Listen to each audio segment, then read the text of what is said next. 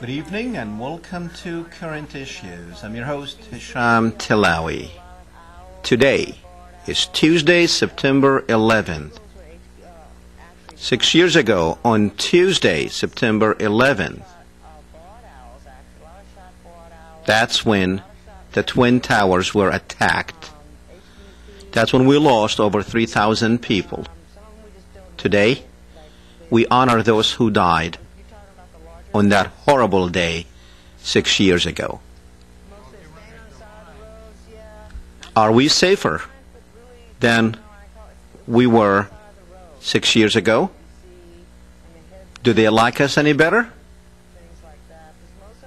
Because our president told us that they hate us because of our freedom. They hate us because of our way of life. They hate us because of our democracy. Do they still hate us? Or do they hate us more? Do we still have the same freedom or freedoms that we had 6 years ago? Or did the terrorists take all that away from us? Are you safer today than you were 6 years ago? Tonight, ladies and gentlemen, there's a couple of things that we are going to tackle related to September 11th, which is the war in the Middle East, the war in Iraq, or like I like to call it, the war on Iraq. Today, General Petraeus gave his report to Congress. He spoke for over 8 hours. General Petraeus and our ambassador to Baghdad, Crocker. These two gentlemen that you are looking at right there. They spoke to the country, they spoke to the world. They told us what to expect in Iraq. They told us things are going okay in Iraq. That's the country that we wanted to export some of our democracy to that part of the world. We'll see if they liked our democracy or they rejected our democracy. But whatever it is that we are doing in Iraq and whatever it is that took place on September 11th, even though Iraq had nothing to do with September 11th and the event of September 11th, but the two are inseparable. Because what is going on in Iraq right now is directly related to what took place on September 11th. Because of September 11th, you supported the president to go and attack a sovereign country, a country that is a member of the United Nations. In 6 years, ladies and gentlemen, a lot has happened since September 11, 2001 and September 11, 2007. We have about 1 million Iraqis dead, courtesy of United States Army. We have about 4 million Iraqis, refugees. Iraqis are leaving. What you are looking at, or what the picture you were seeing a while ago, Iraqis in Baghdad this week leaving Baghdad to Syria. That's what has happened since September 11, 2001. The pictures you are looking at are recent pictures from Iraq. These people had nothing to do with September 11th, but yet 6 years after the fact, these people are still paying for September 11th, and they will continue to pay for September 11th for years to come. Refugees, 4 million Iraqi refugees, many of them are living in tents. Many of them are living in tents. Some of these refugee camps that you are looking at right now, some of them are inside Iraq in the middle of the desert, as you can see in those pictures. And some of them have took refuge in the streets of Jordan, the streets of Damascus and Syria. And those who could not leave have to live and forced to live under the conditions that you are seeing.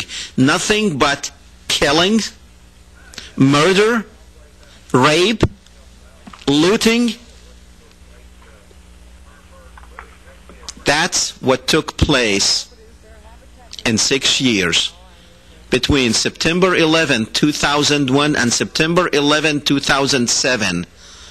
A lot has happened. Maybe not too much has happened in your life, but I guarantee you, in the lives of all Iraqis, a lot has taken place. Many women were made widows. Many children were made orphans. Many people have lost everything they own and are now in the streets of Baghdad or the streets of the Iraqi cities.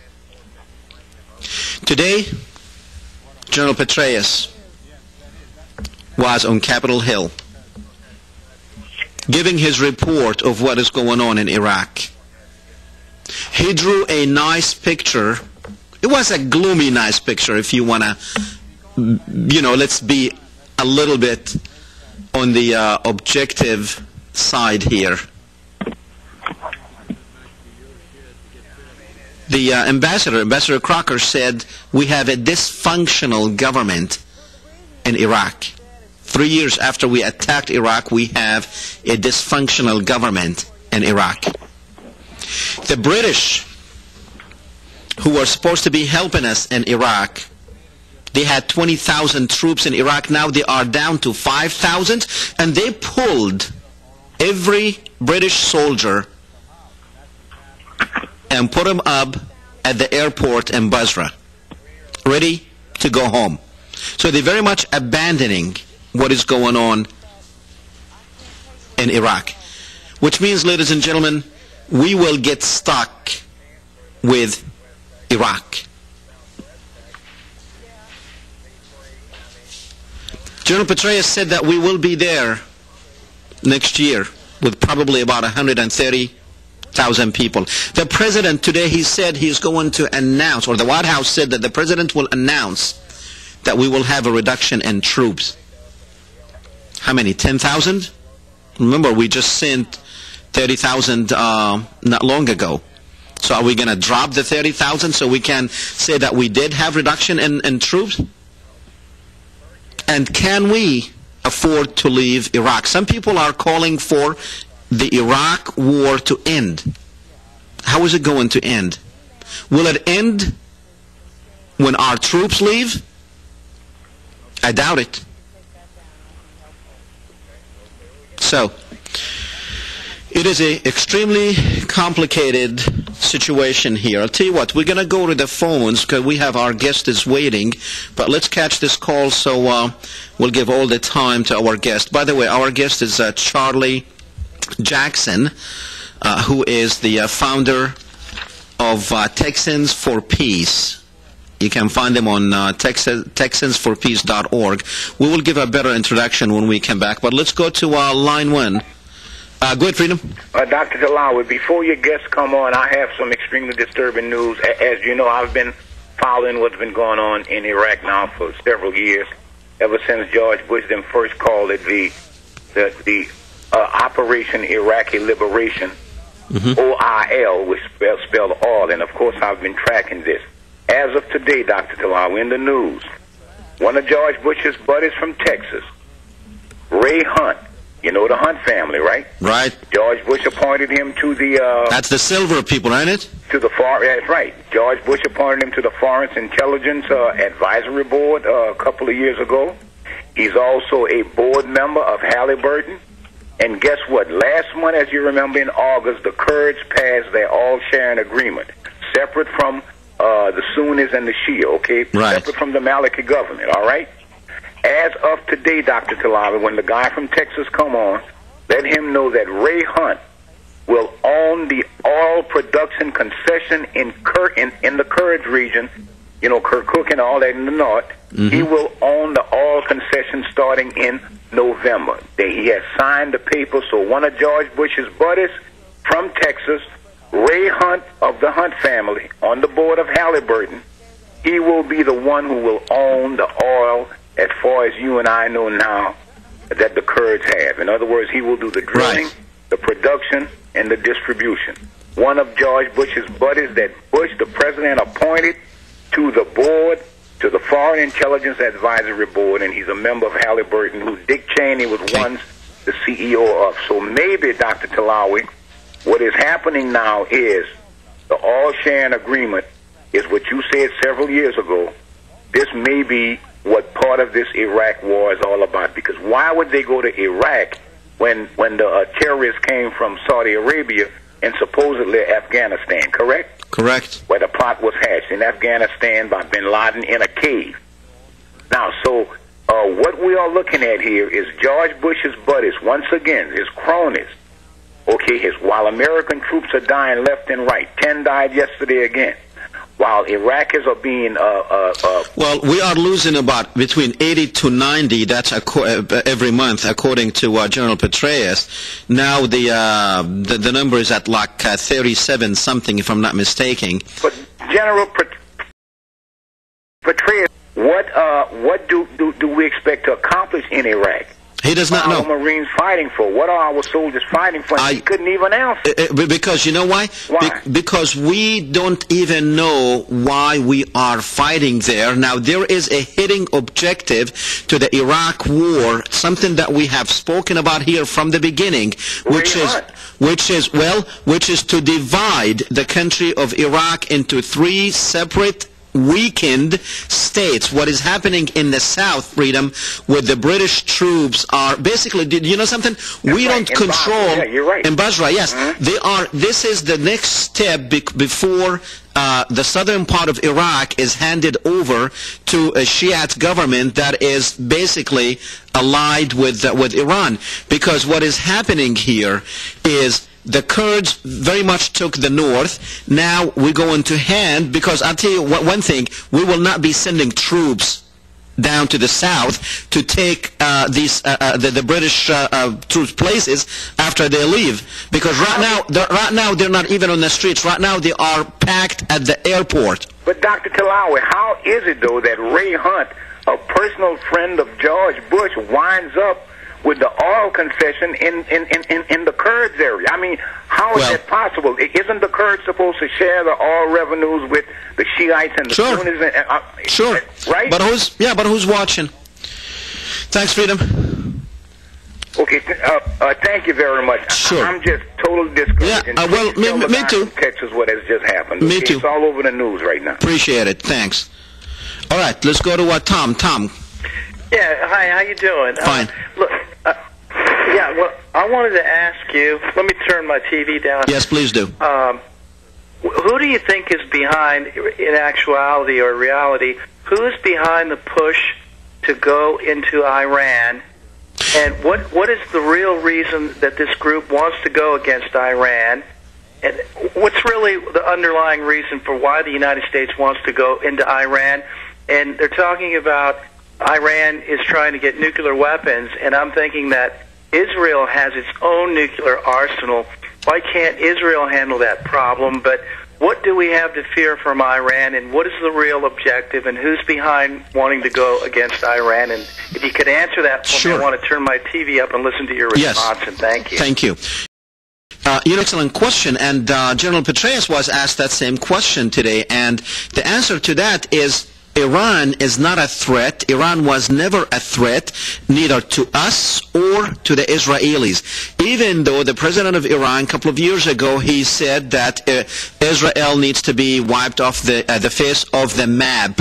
And later on, they said that this was not what he said, and actually it it got lost in translations. But even if he said to be wiped off the face of the map, there is nothing wrong with countries being wiped off the face of the map. As you know, we have experience, and recent history tells us that countries who were wiped off the face of the map, people are in a much better shape right now. The Soviet Union, for instance. You have Yugoslavia. You have Czechoslovakia. You have many countries that were wiped off the face of the map, but the people are still there. No one killed anyone. Well, I mean, of course, for the transition to take place, things did happen, but people are in a much better shape. Iran is not a threat to us. Iran was never a threat to Israel. We are knocking on Iran's back door and front door. Iran, on one side you have Afghanistan, on the other side you have Iraq, and we are there, so it is natural for Iran to be responding in some way for its own interest. We can't expect the Iranians to have the American interest at heart. They will have the Iranian interest at heart, which may conflict with our own national interest. Now, is Iran, even if our own CIA said that if Iran were to have the bomb, it would take it between 5 to 10 years to have one bomb. On the other hand, Mordechai Vanunu, on this show, he said that Israel had 200 nuclear bombs when he was within that institution, which is the Israeli nuclear energy thing there. And then he said, I asked him, I said, well, that was like 19 years ago. How many do you think they have now? And he estimated it to be at 400. Let's say it's still 200. That's a heck of a lot more than what Iran would have in 5 to 10 years. And if Iran has a bomb, don't think they are going to use it, because they know what the consequences will be. Nuclear energy is only for a deterrence purposes only. Now, why do we want to go and attack Iran? Well, we think that Iran now, with the Hezbollah and with Syria, and now with helping Hamas in Gaza, they feel that it is probably doing something that's not supposed to do, and it's hurting the Israelis, so we need to go there and bomb it for Israel. For the same reason that we went and destroyed Iraq and bombed it, because this was an Israeli plan that they wanted to do. Back in 1982, there is a document, you can go out there and see it. It's a legit document. It is called the Zionist Plan for the Middle East, but actually the real name for that document is Israel's strategy in the 1980s. It took every Arab country and defined what they called at that time fault lines. Whenever you are, the only way you are going to destroy the enemy, which is the Arab countries, is by internally working on these fault lines. And they defined Iraq as having 3 fault lines: the Sunnis, the Shiites, the Arabs, and the Kurds. And what they had done is basically what is going on right now, ladies and gentlemen. It was not because of weapons of mass destruction. We know that. It was not because Iraq had connections to 9/11. We know that they did not. So, and believe me, our CIA, if we knew it back then and we talked to you about it back then and we told you this is nothing but a big lie, and now it has been proven that it is a big lie, then the only other objective, and it's not oil, because we had oil before. 15% of our oil was coming from Iraq, even during between 92 and 2003, when we went and attacked Iraq. Even under the siege and under the embargo, we were getting the Iraqi oil. It was not about oil. I believe it was to destabilize these Arab countries, to weaken these Arab countries, to break up this camp, this anti-Israel camp, into 2, 3, or maybe 4 different camps. That way you can start having alliances and allegiances between these different camps, as we see now that Israel is trying to get in a camp with Jordan, Saudi Arabia, and Egypt against the Iranian camp. So basically, all we're doing there is we're dividing in order to conquer. That's the whole problem. That is Iran. Now, to answer your question in few words, Iran happened to be in the wrong place at the wrong time, and it could be used to destabilize that area. The only reason we can, or Israel can, win this thing with the Arabs is if we go through 10, 15 years of destabilizations, and then once the dust settles, Israel will be the supreme power in the Middle East. and all other powers will be catering to it. But I'll tell you what, we do have a gentleman with us who is trying to stop this madness in Iraq, trying to stop the war in Iraq. He is Charlie Jackson. He's the founder of a group called Texans for Peace. Charlie Jackson he's a technology entrepreneur who saw a need for sharing peace and justice activities throughout Texas so that it could have a real impact within the state and around the world while countering negative stereotypes of Texas and promoting the state motto of friendship. You know, remember, when people think of George Bush, they think of Texas. Charlie Jackson is a sixth-generation Texan who has been active in social justice and peacemaking in many areas. His travels have taken him to Bosnia, Guatemala, Iraq, and many other countries. Professionally, Mr. Jackson is a business and technology leader who has founded 2 software companies. He holds a BA in government and an MS in science and technology, commercialization from the University of Texas. Charlie, welcome to the program, sir. Thank you, Mr. Tillawi. Good to be on. Yes, sir. Charlie, today is September 11th, and I'm glad to have you on this day. So, we are commemorating this day by honoring those who died, not just on September 11th, but also throughout since September 11th. Everyone on both sides, the Iraqis, the civilians, the innocent people who died, and as well as, of course, those who perished on that day of September 11th. You can't really separate September 11th from the war on Iraq that you are trying to end. Tell me a little bit about your group, what activities you guys are doing, and at the same time, if we end, how would this war in Iran end? Well, we've been active in peace at the local level here in Texas for many, many years, but we became involved in Iraq prior to the war because it became quite evident that our former governor was going to start a war in that country. So I've traveled to Iraq 3 times already during this war, visiting with Iraqis throughout the country, and recently took a group of Texans and we went to Jordan to investigate the refugee situation there. Okay. Tell me about, since you mentioned the refugees, what is going on with I know there's like more than 3.5 million Iraqis who are made refugees. Tell me a little bit about your interactions with them. Well, what we do is we've been meeting with individual Iraqi families, refugee families, to find out what their situation is and what we could do from here in Texas to try to help their circumstances, mainly trying to help them keep businesses going or find work, even though they may be illegal in the country. In Iraq, we were involved with primarily Palestinians who were trying to flee the country, and unfortunately, many of them are up on the border with Syria, living in tents at the Al-Walid refugee camp. Okay. Now, I noticed on you have T-shirts that says "End the War in Iraq," and I'm wondering, is it a war in Iraq or is it a war on Iraq?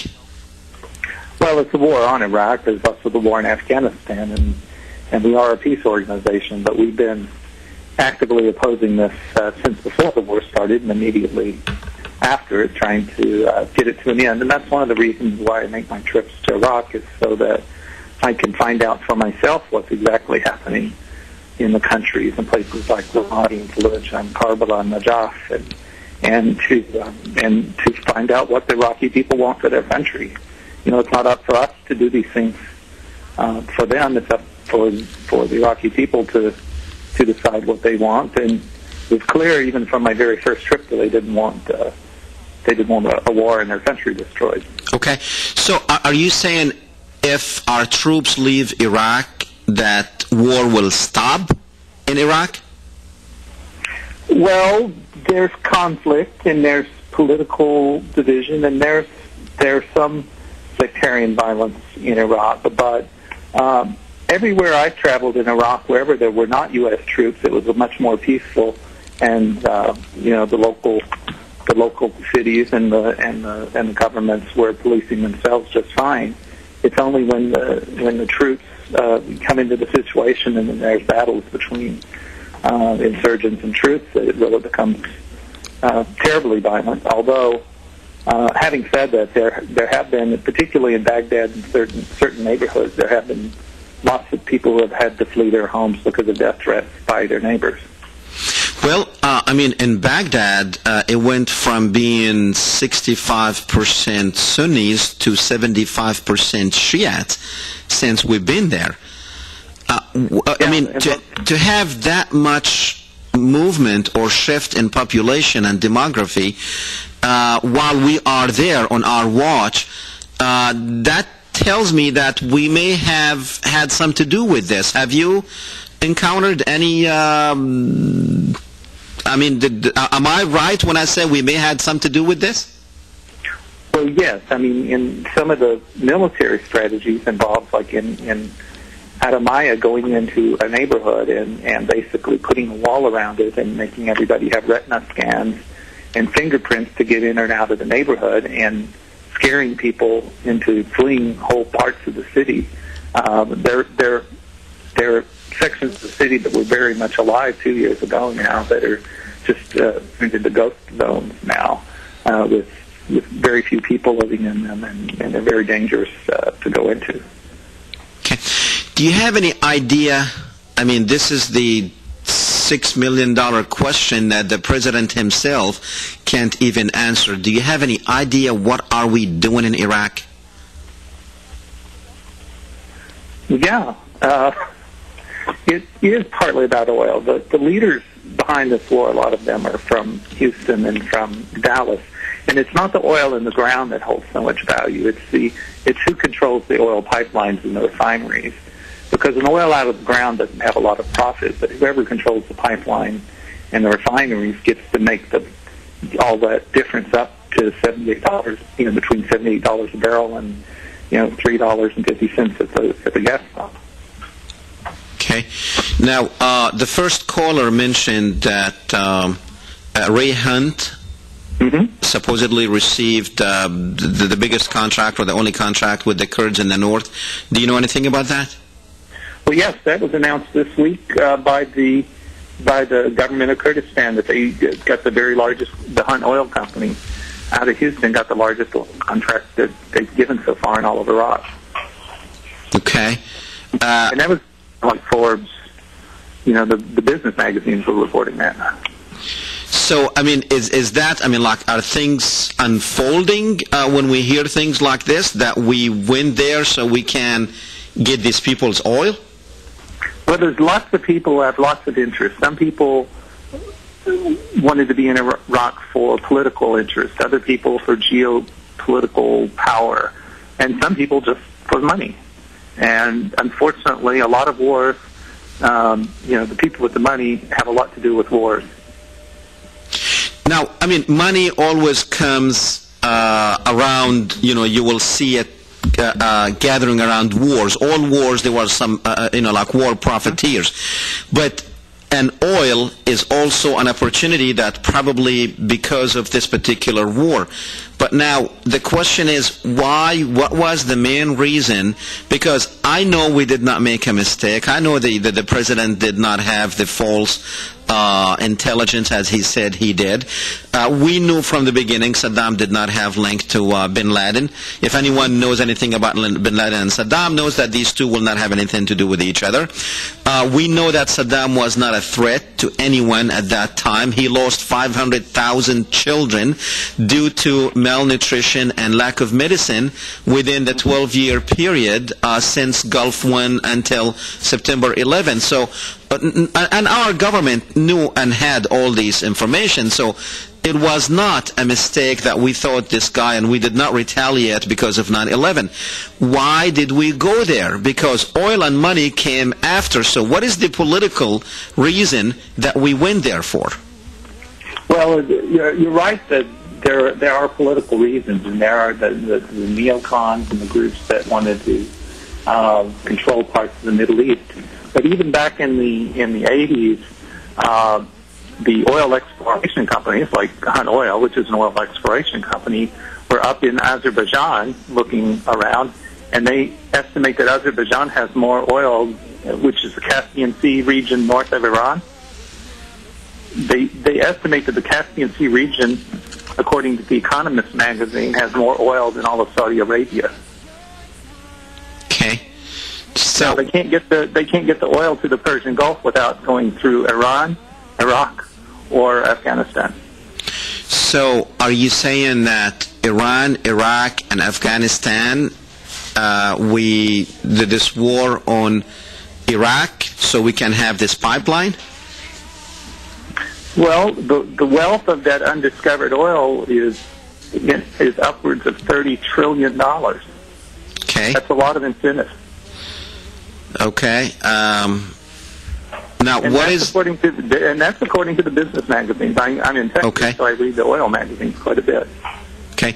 What about the political... people wanted to control the Middle East for political reasons, which involves Israel. What can you tell us about that? Well, that's certainly part of it. Israel's influence on the neocons has been very strong for a long time, and it's about their own perceived security. It's about their position, wanting to be the power there in the Middle East. But it's also it also fed easily into these neocons' idea that America should control the world and basically set up a free enterprise model in every country and make it run the way they think, the way they think things should run. And Iraq was their grand experiment. It was their opportunity to have an excuse to go into a country to say, well, we're just going to turn over the government, we're going to set up a new government, we're going to sell off all of the assets and make it a pure free enterprise zone, and the Iraqis will be so happy they will just welcome us with open arms. Okay. Very good. Let's go to Canada with Ramsey. Go ahead, Ramsey. Hello, sir. Hi. How are you? Fine, thanks. So I just want to make two comments. So just regarding about about your guest. So there's a lot of documentation that this war had nothing to do with oil. If you look at all the oil experts and the people who are experts in economics, okay, the oil market, all of them say that this war had nothing to do with oil. Like the United States wouldn't have to go to war for oil because they didn't have to go to war to get the oil and control the oil market and so on. And so just like you said, like the United States was doing business with what Saddam Hussein, and that included Dick Cheney when he was leader of Halliburton during the 1990s. Right. The reason they went there is for political reasons, to destabilize the country, just like you said in the document that was written by a man named Oded Yunain. He's the Jewish Israeli extremist who wrote the paper, the new strategy for securing the realm. Okay. And sir, I want to get your comment about the so-called Osama bin Laden video. Oh, okay. Thanks. Well, Osama bin Laden video, I don't know what to do about that one, but you know what? It's interesting. Today we had another video with, of course, not Osama bin Laden, but his mainly audio with Osama bin Laden today with his still pictures. It's like, what is going on? They couldn't get the guy who played Osama bin Laden last week to play him this week, or did something happen? I can tell you one thing, and I have seen experts, and I'll ask Charlie in a second what he thought about that, but in my opinion, it was fake 3 years ago, it is fake today, and it will be fake the next videos that we will see. What we see, ladies and gentlemen, every time George Bush and the administration want, either they are in trouble or they want to do something that they want you to go along with, they will bring you Osama bin Laden. It's just like he's sitting there on a push of a button and he will produce a video. I am expecting something to happen in the Middle East on a large scale very soon. And that soon might be very, very soon, but I hope not. I hope I am wrong, because with what happened in southern Palestine or Israel, where 69 Israeli soldiers were wounded and some of them killed, it is not just out of the blue. That does not happen like that. And also the airplanes, the strikes against Syria, which now we know, we told you strikes, and other people said no, those were empty gas tanks. Well, it happened to be that it was strikes, and supposedly some deals with having to do with transporting weapons from Iran to Hezbollah, whatever. And then with the Israeli army mobilizing in southern Israel in this military camp, and 69 of the Israeli soldiers either died or wounded today. So I guarantee you something will take place. Any comments, Charlie? Well, you know, I'm not sure what the video was or who created it and what the intention was, but the amount of disinformation going on right now, and particularly in Iraq, but in this whole administration, would put the Nazi government to shame. They have more money spent, more people involved in information, disinformation, and counter-disinformation kinds of things. So it's almost hard to believe anything, which is why, you know, for example, I go directly to Iraq. Today, the General Petraeus was talking about how violence has gone down in Al-Anbar province, in trying to convince all members of Congress that Al-Anbar province, west of Baghdad, is peaceful. But in this same week, 5 Marines were killed in Al-Anbar, 2 bridges were blown up west of Ramadi, and the fighting was so intense last week that between U.S. forces and insurgents, 32 people were killed and 55 people were arrested. Right. Right. And, you know, I heard that comment, and my thoughts were the same thing, what you had just suggested, but also when they were talking about Al-Anbar and basically that Sunni triangle there, and it's like, okay, what is happening in the rest of the country? What is happening in the south? You know, the British did not move out of Basra and out of the south in these provinces because it was too hot on the streets, but because they were fighting between the British and the Shiites and the Shiites themselves. So it is not as calm as the general. Now, I'll tell you what, my question is, why would a military general, someone who is supposed to be fighting a battle, come back home and tell us the same disinformation that the administration is trying to tell us? Doesn't he owe it to the people? I mean, I understand he works for George Bush, but doesn't he owe it to the people to tell them the truth?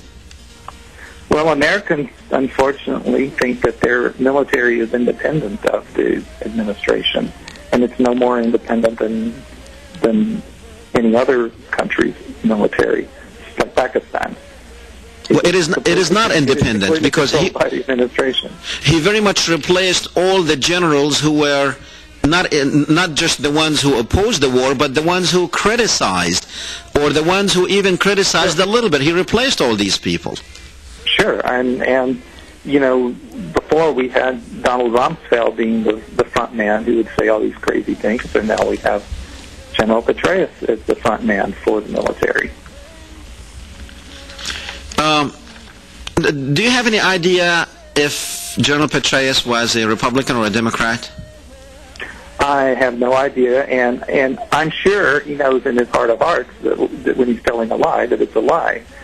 But I was just wondering. I need to research that. I just thought about this and wanted to see if he was a Republican or a Democrat, because, you know, watching him on TV and listening to some of these talk shows on the radio and the people who are calling, and it's like, how can people be so gullible to listen to General Petraeus and think that what he's telling them is the truth, and unless these shows were screening their calls and only getting the people who were, gung-ho for the war, and I can't see how people are still, unless they only watch Fox News and that's it. Sure. Well, the fact of the matter is that when the war began and Rumsfeld was in charge, General Petraeus was one of the top generals and favored the war. So he's just continuing the policy that the administration has had from the beginning. Okay. Now, what do you think? President Bush today, or the White House, announced that the president will later on this week announce a reduction in troops.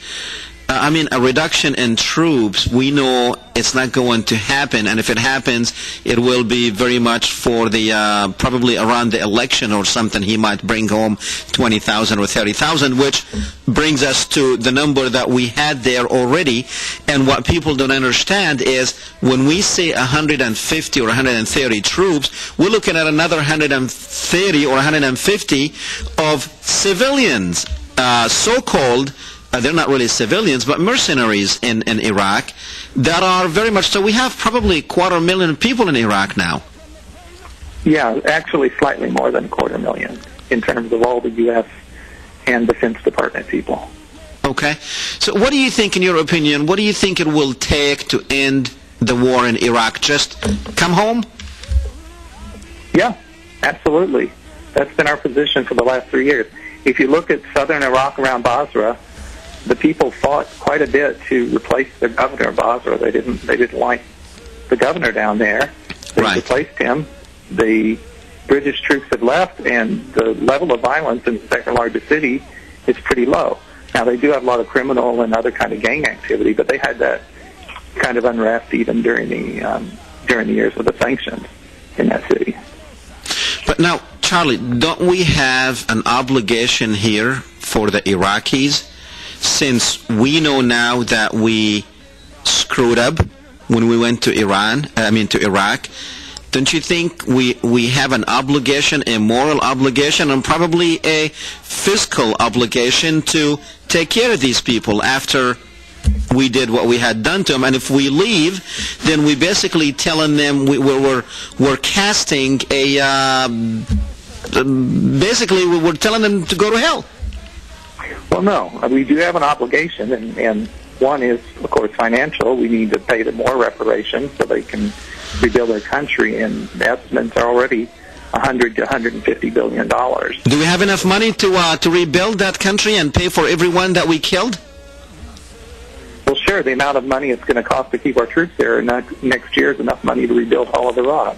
But we borrowed that money.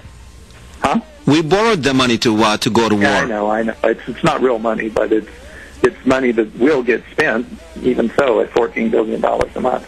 But the other thing is that, the argument is that by one side that the troops should stay to protect the people of Iraq. And the people of Iraq keep saying kindly, please leave because you're not protecting us, you're creating more instability. Most of the fighting, most of the attacks are between insurgents and U.S. troops, or insurgents and the executive branch. But right now that's where the fight is. Yeah. But once we leave, then the fight is gonna. Lebanon was at that time about 3 million people, and they fought for 19 years. They had a civil war for 19 years. Now we are talking about a country of about 30 million people, and with different external hands working in their political life. And if we leave, we basically going to say, if we leave, Iraq will have a civil war for the next 50 years. Well, that's the common notion right now, but every person I ask in Iraq about that says, no, that won't happen.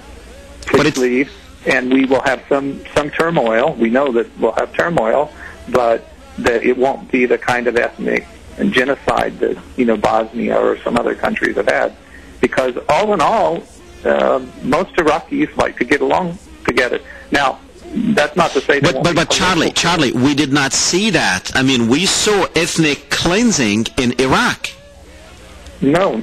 We saw neighborhoods. We saw people who, every day in Iraq for a long time, you had about 100, 150 unidentified bodies of people just surfacing in neighborhoods in Iraq. And the Sunnis, when you had 65% Sunnis and now 75% Shiites, that is ethnic cleansing. Well, here's the difference. And I was also in Bosnia during the war there and seeing what was happening. The difference is that it's not all out extermination, ethnic cleansing, because they're killing political people mostly. They're not killing children. They're not blowing up schools. They're not attacking women on the street very much. It's political mostly, and yes, some of it is ethnic, and they're wanting people to move.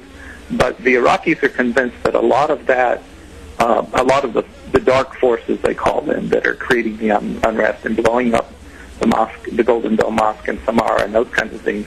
The Iraqis, many of them are convinced that those are foreigners and that they're not Iraqis doing these things. Okay. Now, do you think we're going to see anything happening soon in that area, or are we going to see the whole thing exploding as the second caller who mentioned, why do we want to go and attack Iran? Do you see things settling down, or do you see that whole area exploding in the next few weeks? Well, unfortunately, I think it's going to explode two ways. I think in Iraq, it's going to explode because the people, every time they watch these generals go to Congress and say more of the same, they get more and more upset. So I think the Iraqis' uprising will continue to grow. And no one trusts the administration right now in terms of whether or not it'll launch a preemptive attack on Iran. But it's looking each day that this administration is crazy enough to start World War III, and which is what an attack on Iran would look like eventually. Why do you think we want to attack Iran? No, I'm saying that it looks more likely every day that the president would launch a preemptive strike on Iran.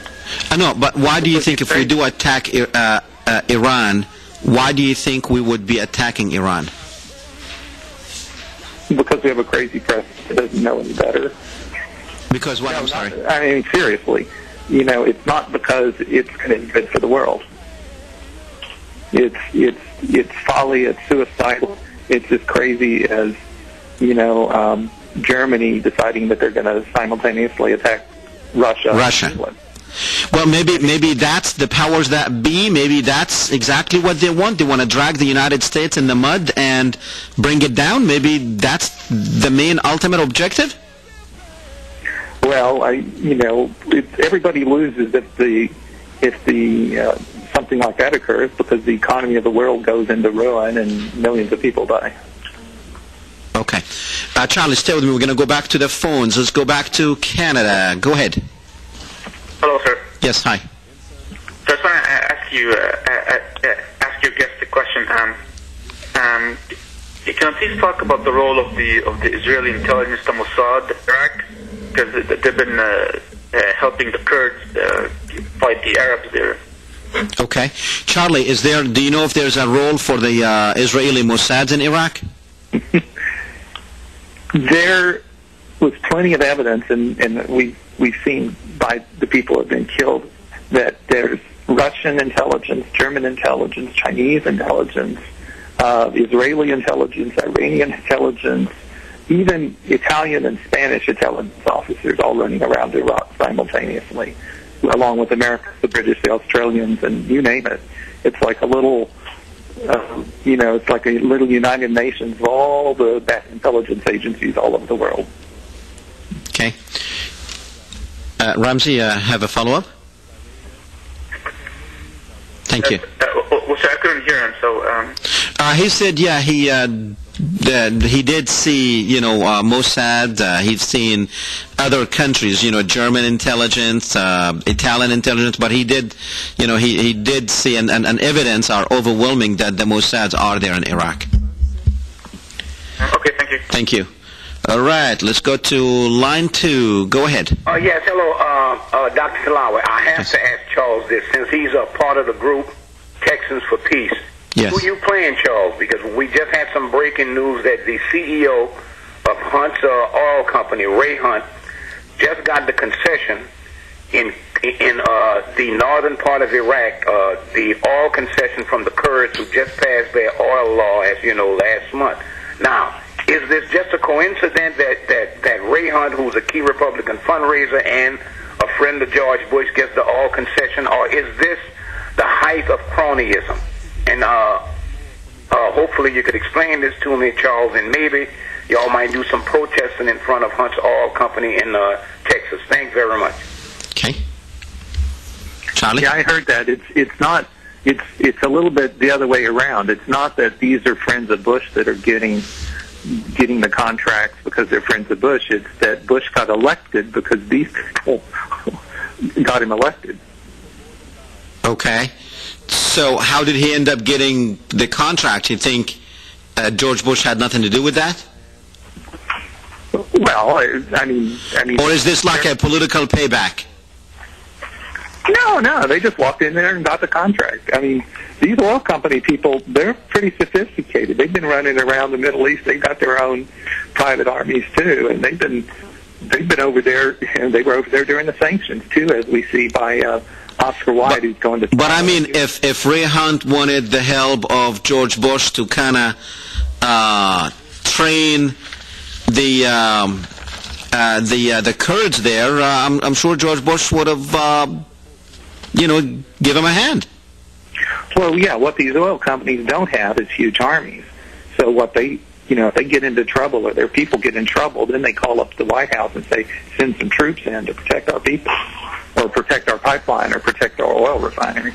And that's the way the large corporations of the West have done it for the last 200 or 300 years. Okay. Very good, Charlie. Appreciate it, and thank you for being with us. And hopefully we will hear more about your activities there in Texas, and we hope that your program would spread to other states. We will have Americans for peace, not just Texans for peace. Oh, there's lots of peace groups all over the United States. There really are. Very good, Charlie. It's been a pleasure having you here. Great. Thanks, Hesham. Thanks. All right, ladies and gentlemen, it is sad, of course, it is sad that we are commemorating 9/11, September 11th, and those who died, in the memory of those who died on that day, that 6 years later we can't find peace. We can't find why these people died so they can rest in peace. It's amazing. George Bush last week, when he was in Iraq, or the week before, I lost track of time, he said that it takes time for transition between dictatorship and democracy. And I'm saying that it is taking no time for transitions between democracy and dictatorship, because that's basically what we have in this country. We have someone who should have, 2 years ago, when we attacked Iraq, and we knew that we made a mistake, we should have made it good, and we should have made it right. We could have saved a lot of people, because those people who died in New York on September 11th, there's over 1 million people died after them. Let's not let them die in vain. We should do something about it. Make peace, not war. We'll see you, ladies and gentlemen, Thursday at 6:30. We're going to talk about Darfur. See you then. Hi, my name is Ann Johnson, and I'm a volunteer with Lafayette Animal Aid. Lafayette Animal Aid is a no-kill, non-profit rescue organization that takes in